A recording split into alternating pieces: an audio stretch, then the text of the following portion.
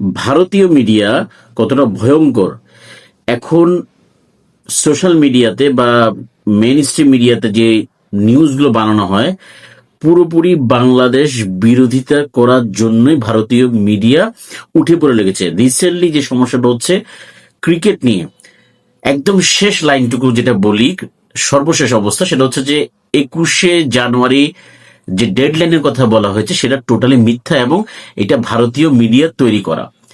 তো এমন কোনো কথা হয় নাই যে স্কটল্যান্ড খেলবে, এমন কোনো কথা হয় নাই যে 21 তারিখ ডেডলাইন। শুধুমাত্র বলা হয়েছে যে সদর দপ্তরে গিয়ে আমরা আপনাদের অবস্থানটা জানাবো। কিন্তু এই যে মিডিয়ার ক্রিয়েট, পুরো বিষয়টা হচ্ছে মিডিয়া ক্রিয়েট করছে, ভারতীয় মিডিয়া ক্রিয়েট করে এই নিউজটাকে ছড়িয়ে দেওয়া হয়েছে যে 21 তারিখ পর্যন্ত এই সময়টা দেওয়া হয়েছে। সো আমরা যারা বাংলাদেশিরা আছি বা যেভাবে মিডিয়া ছড়ানো হচ্ছে সেটা আপনারা ভুলে যান, এই বিষয়ে কোনো কথা হয়নি বা সেটা আইসিসির উপরে ছেড়ে দেওয়া উচিত এবং আইসিসি কে কন্ট্রোল করে সেটাও আমরা বুঝি, সেটা নিয়ে আসলে বেশি কথা না বলি লাভ বা বলেও কোনো লাভ নেই। তো আরেকটা যে বিষয় আমি আপনাদেরকে বলি সেটা হচ্ছে যে বাংলাদেশকে নিয়ে যে প্রোপাগান্ডার যে জায়গাটা, সেই জায়গাটা কিন্তু আমরা তৈরি করে দিচ্ছি। দেখেন, পাকিস্তান বা পিসিবি থেকে একবারের জন্য কোনো ডিক্লারেশন কিন্তু আসে নাই যে বাংলাদেশ না খেললে আমরাও খেলবো না, বা এই ধরনের ডিক্লারেশন আসে নাই, বা এই ধরনের কোনো কথাও আসে নাই।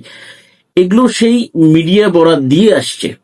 সো আবারও সেই ন্যারেটিভ ক্রিয়েট, প্রোপাগান্ডা বা এক ধরনের বিরোধপূর্ণ সিচুয়েশন ক্রিয়েট করার জন্যই কিন্তু আমার মনে হয় এই ধরনের ইন্ডিয়ার স্ট্যান্ডবাজি এবং মিডিয়া ন্যারেটিভ ক্রিয়েট করা হচ্ছে।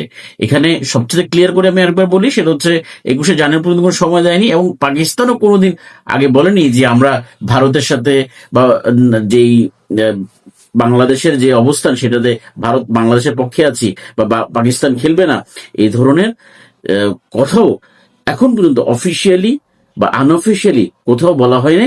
সেগুলো কিন্তু মিডিয়ার তৈরি। সো সাবধান থাকবেন বর্তমান যে মিডিয়া প্রোপাগান্ডা ভারতীয়রা চালাচ্ছে সেগুলো থেকে।